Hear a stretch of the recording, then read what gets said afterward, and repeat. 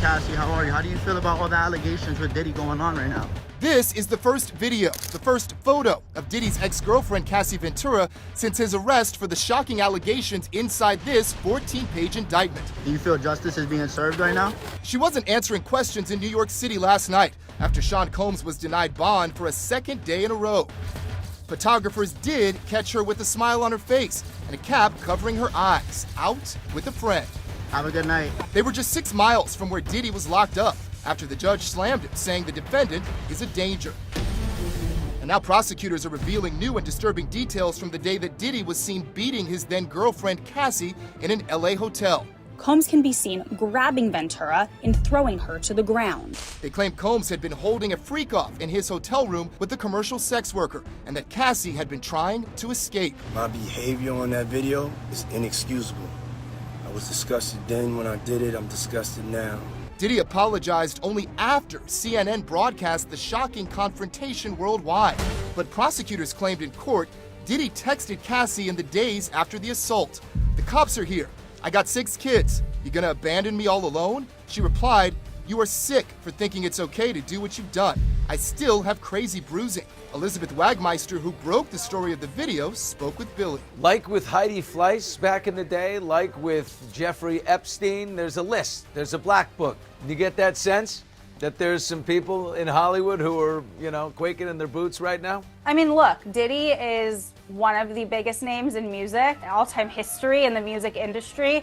He's infamous for his parties, Billy. You and I know that. We cover the entertainment industry. His white parties in the Hamptons, which means that nearly every celebrity in the world has been to his homes or has been to his events. Stop by. It's an invitation to all of America. I'm only joking. No, I wouldn't do that if I was you. Just because you've been to Diddy's home or been to his parties does not mean that you are complicit in criminal activity. Now, does it mean that we may see celebrities come up on video footage from his home or in photos?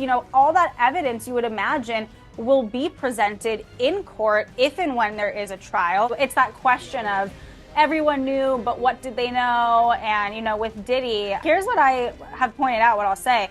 Not a single celebrity has come out to defend Diddy. Not one. Combs has pleaded not guilty. And now we're learning more details about the raid that went down here at Diddy's 17,000 square foot, $61.5 million mansion. Prosecutors revealed they actually found 6 guns in his California and Florida mansions and alleged that Combs had repeatedly contacted victims and witnesses in the months leading up to his arrest on sex trafficking and racketeering charges. The rap mogul's team had insisted they would keep him under armed 24/7 watch at his Star Island home if he was let out on bond, using the security system he already had in that mansion. The New York Post reports one of the agents who helped raid that property said Diddy kept sex toys, bondage gear, and lingerie inside, calling Diddy as bad as Jeffrey Epstein.